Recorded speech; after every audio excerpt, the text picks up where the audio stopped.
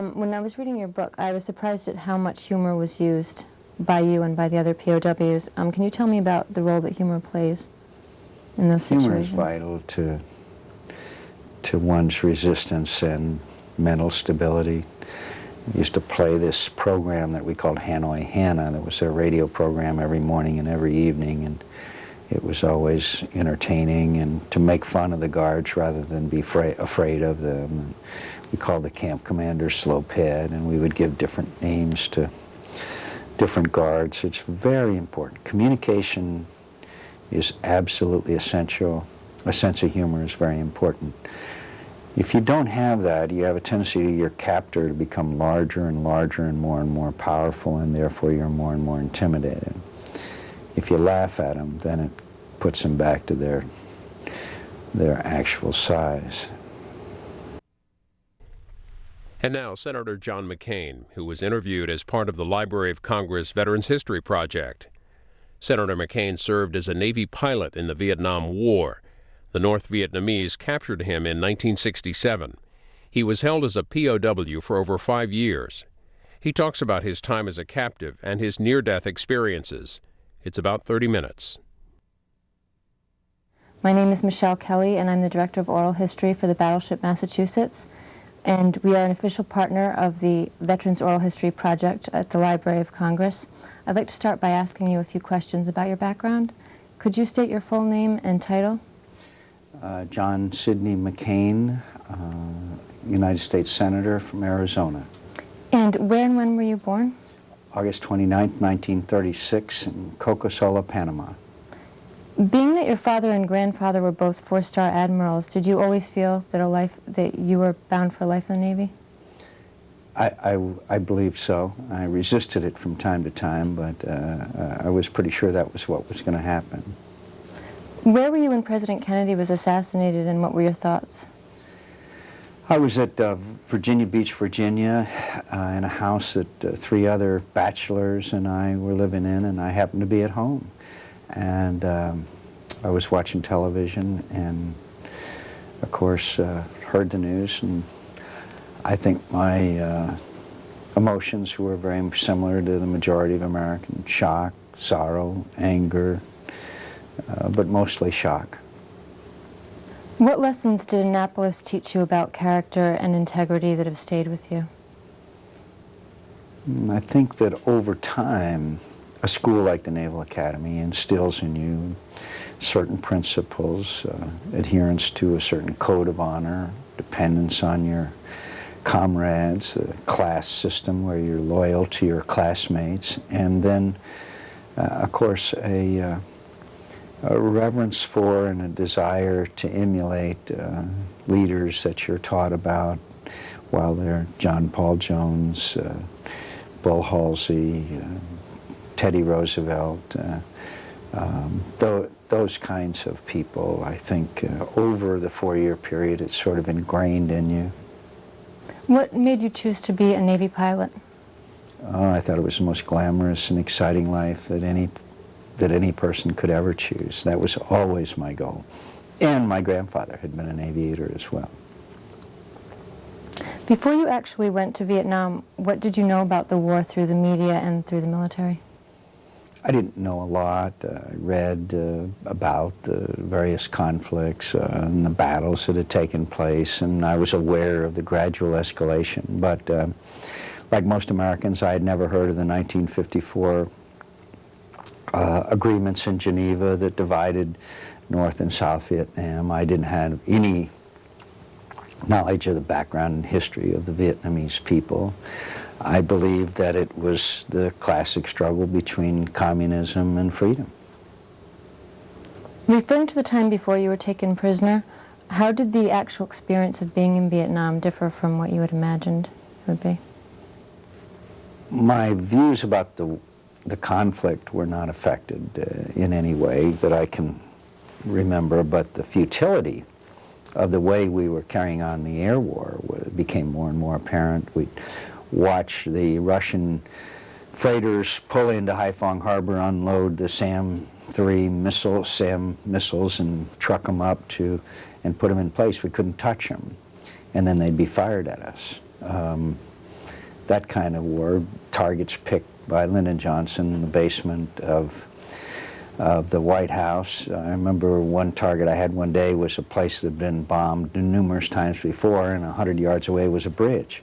Couldn't strike the bridge, but could make the concrete bounce at the target that I was assigned. It was foolish, and all of us who were flying there knew it was foolish, and it was worse than that in many respects because so many of my squadron mates and air wing mates were shot down and killed and captured. What was a typical day like at Yankee Station? There was periods on Yankee Station where we had just sort of routine launches every hour and 40 minutes where you'd get probably a couple of sorties a day where you'd go out in 2 or 4 airplanes on various specific targets. The other was when we were in the kinds of operations we called alpha strikes, and that would be once a day and maximum of twice a day, where practically all the air wing would be launched at one time. We'd rendezvous and then go and strike a major target, usually up around Hanoi or the Haiphong area. On the day I was shot down, for example, it was the thermal power plant in Hanoi that we were striking, which was in downtown Hanoi. Those kind of strikes required very large numbers of airplanes, sometimes even joining up with the air wings from other aircraft carriers that were on station as well. Can you tell me about the fire aboard the Forrestal? We were preparing for an alpha strike, and there was a large number of airplanes, and I was in mine, had started the engine, was going through the engine checks. Across the flight deck from me was an F-4 Phantom, and on the Phantom wings were Zuni rockets, which are long, 6-foot-long rockets. And the procedure that's required on board, safety procedures, is that there's what we call a pigtail, which is an electrical connection that goes to the rear end of the rocket. And the way the rocket is fired is an electrical impulse goes through that and fires the rocket. Well, that pigtail, as it's called, is not supposed to be inserted until the airplane is on the catapult facing the water. Those rules were violated, unfortunately, that day, and the pigtail was inserted in the Zuni rocket, and as the pilot went from external power, which is what's used to start the engine of the airplane, much like a commercial airliner, to internal power, which means that you use the power from you're not dependent on the outside source of electricity anymore. A very large charge of stray electricity went to the pigtail and fired the Zuni rocket across the flight deck, punched through the fuel tank, the 200-gallon fuel tank that was underneath my A4 Skyhawk, and continued on. The fuel spilled out naturally, and the fuel was on fire. And in a very short period of time, there was a huge conflagration on the Forrestal, which ended up taking the lives of 135 young sailors, and took about 12 to 18 hours, depending on how you look at it, to put the fire out. I shut down the engine of my air, felt the shock. Saw the fire, jumped out by going out on the refueling probe, and all this is on film, by the way, because it was we had constant filming of the flight deck, and rolled through the fire and went across the other side of the flight deck. Saw people running around, saw a number of things, including people with a fire hose, and I saw the pilot of the plane next to mine jump out of his airplane, only he didn't jump as far, and when he rolled out he was on fire, and I started towards him just as I did. The first bomb blew off and it knocked me back, and then other bombs started going off, and that's when the conflagration started. I would say couldn't have been more than about 2 minutes between the time that my airplane was hit by the Zuni rocket until the time that the first bomb went off, which then complicated the disaster dramatically, of course. Between that incident and the 2 plane crashes that you were in, did you ever feel superstitious? Oh, I'm always superstitious. I'm very superstitious, yes. And then going on the Oriskany, because didn't that have a history of... The Oriskany had the highest losses of any air wing in the Vietnam conflict, yeah. Did you do things to, being superstitious, did you do things for good luck? Yeah, and I'm sorry because I always had this, on the Forrestal there was a young, what we call parachute rigger, the guy in the squadron that takes care of the pilot's equipment. And I always kind of had this view that my visor needed to be cleaned, and so after my plane was started and after I was ready to go, I would always hand my helmet down to him and he would clean the visor off and give it back to me and put it on. And I had just gotten the helmet back from him after he cleaned the visor and put it on, and when the rocket hit, and unfortunately we never saw him again, unfortunately. But I still am one who tries to avoid stepping on a crack and will pick up a penny if the head's up and all of those things. Can you describe the circumstances under which you were taken prisoner by the Vietnamese? Well, we were striking the Hanoi thermal power plant. It was a very large airstrike. We came in, there was heavy and concentrated both anti-aircraft fire and surface-to-air missiles were everywhere. At that time, Hanoi was the most heavily defended place in history. And as I rolled in to bomb the target, I rolled in and sighted on the thermal power plant, which sat on the end of a lake called Chuk Bak Lake, the Western Lake. And just as I released the bombs and started to pull back on the stick, surface-to-air missile hit and took the right wing off my airplane. My airplane violently gyrated. I ejected.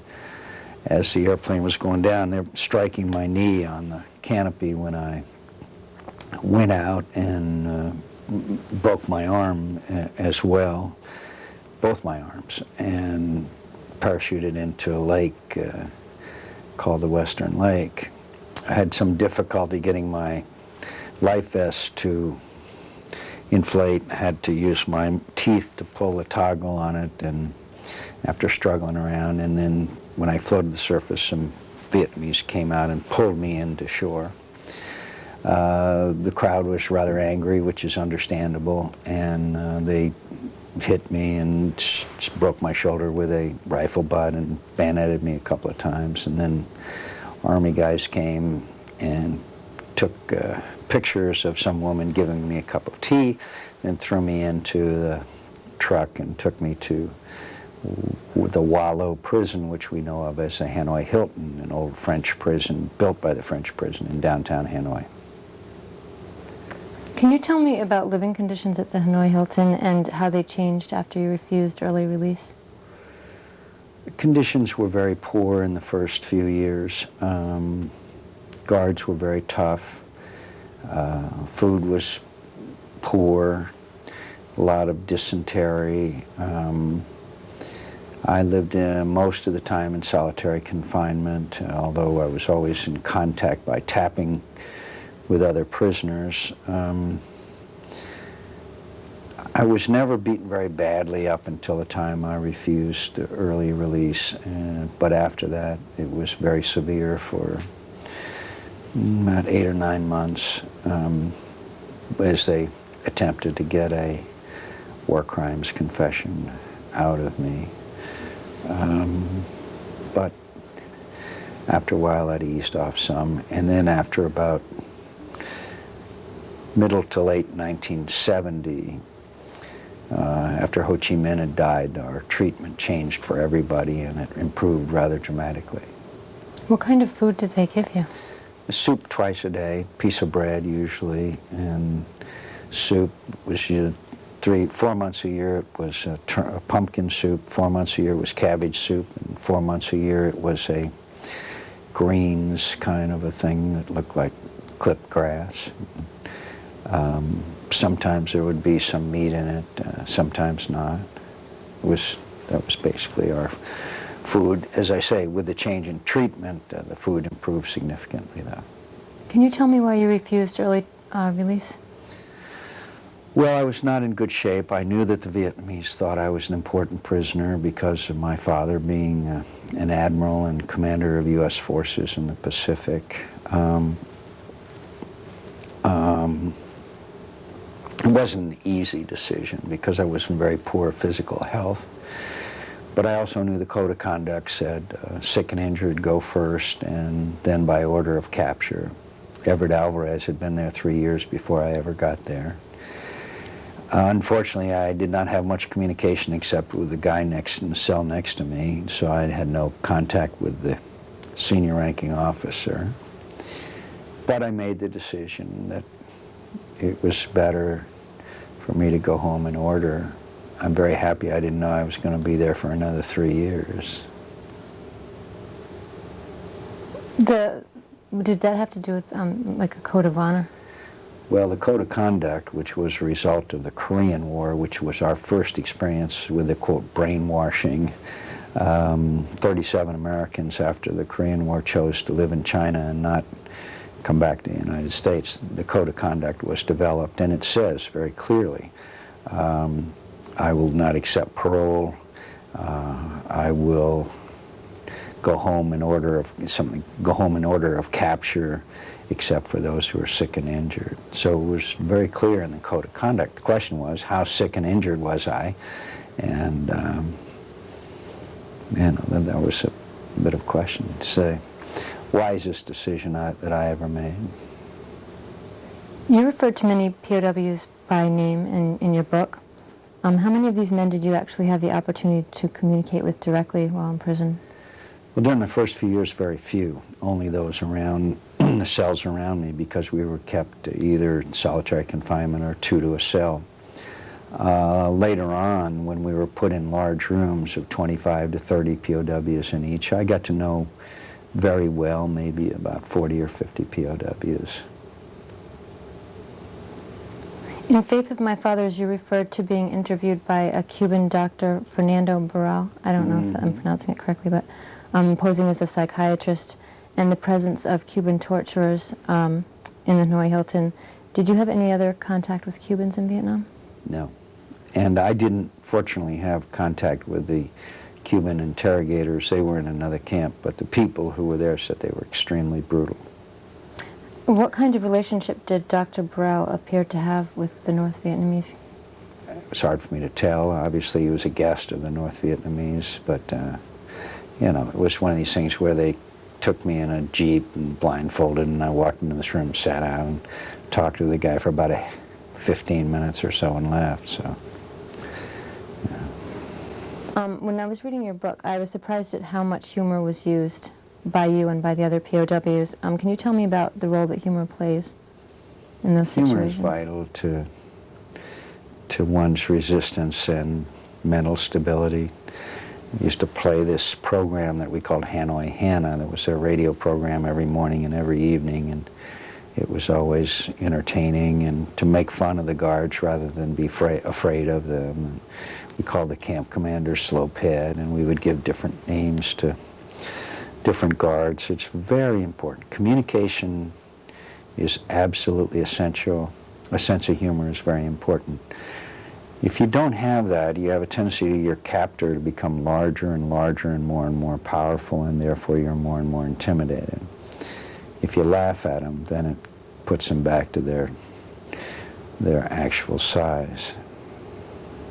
You said when you first got there, when you weren't treated quite as in such extreme violence as some of the other POWs because of your father's position, and so you acted out more.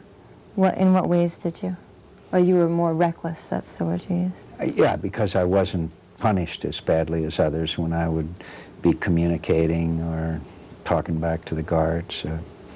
That was a luxury that I enjoyed until the time I refused to be released.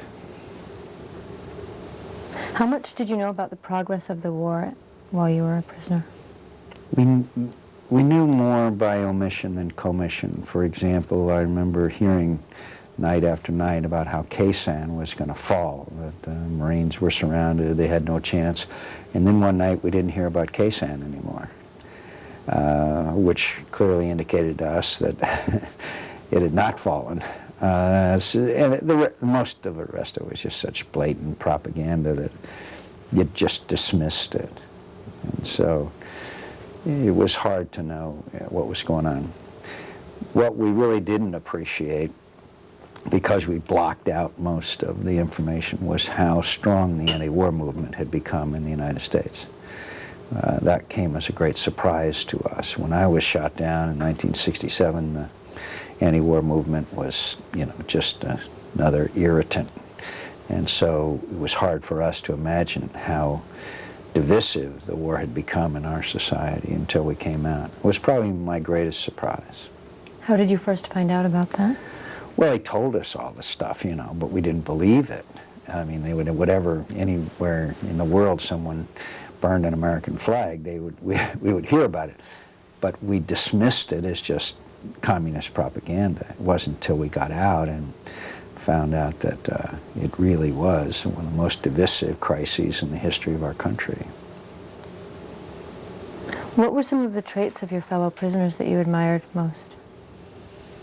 Courage, ingenuity, humor.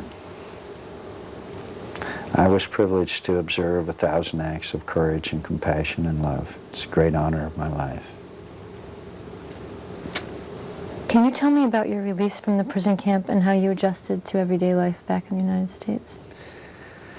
The Vietnamese divided us up into different camps in groups of when we had been shot down, because the releases were, first group released with the earliest shot down, Alvarez and company, and the second group, third group. I think there were like 5 groups over a period of about 3 months. And Vietnamese came and gave us shoes, they gave us pants and a shirt, and food obviously was really dramatically good. First time we had stuff to read.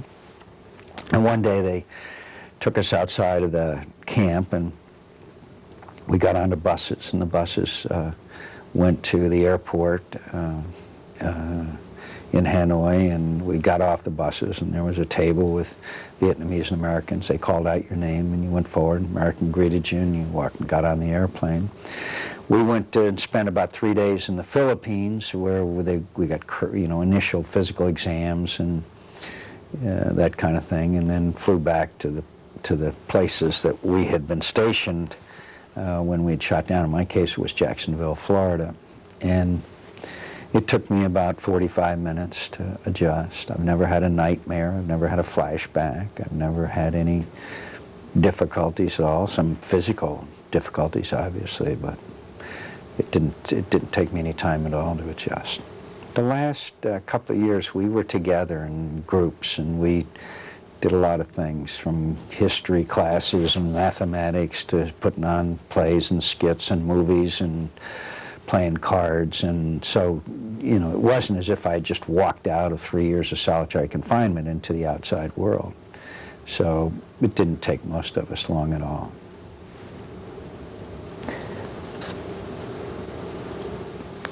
What experiences prompted you to go into politics? My last job in the Navy was the Navy liaison officer to the Senate, a small office in the Russell Senate office building.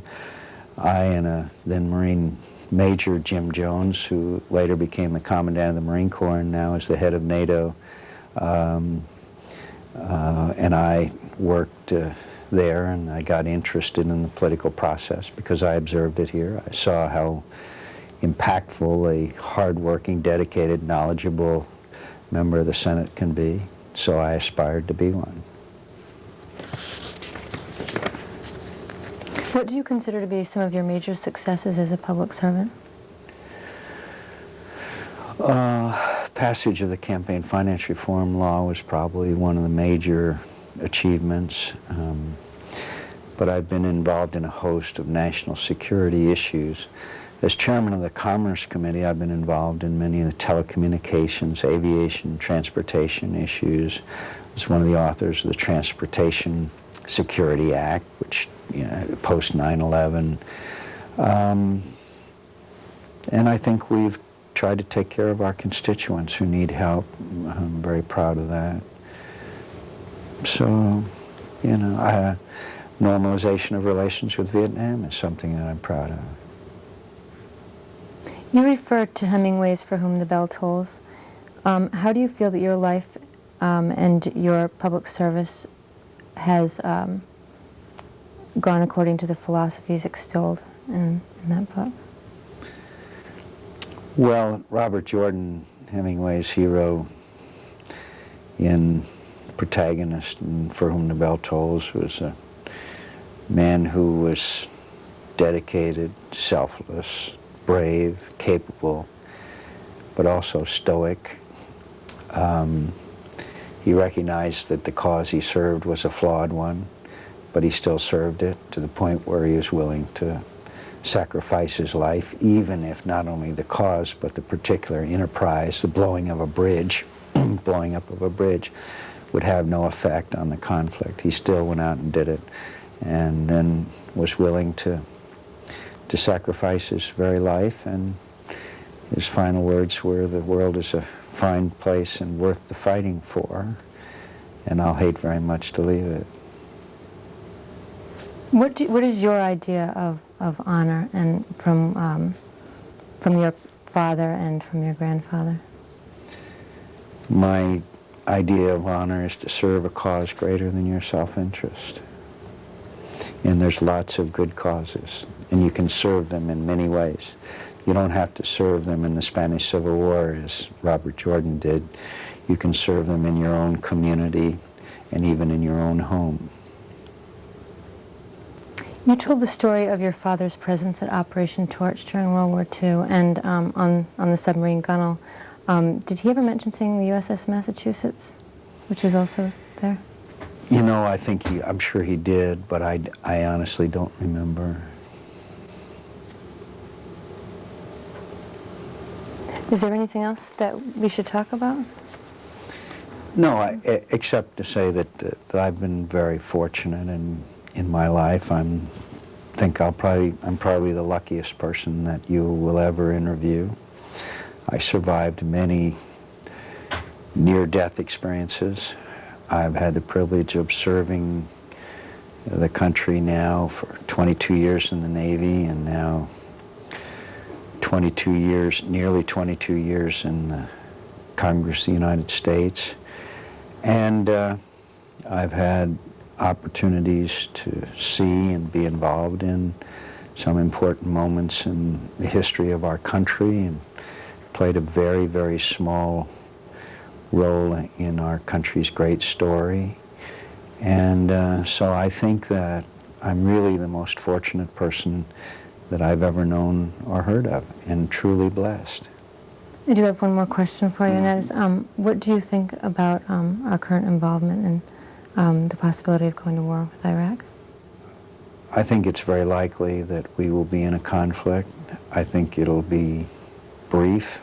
I think we will win with a minimum of casualties, although any casualty is a tragedy. And I think we have the opportunity to put a democratic form of government in Iraq and end a very brutal, oppressive regime on the people of Iraq. So I regret that we have to do this because we will lose American lives. But at the same time, I think there's a possibility of doing great and wonderful things. Well, thank you very much, Senator. Thank you. Thank you for having me on. We call the camp commander slow ped, slow ped, slow ped, slow ped, slow ped.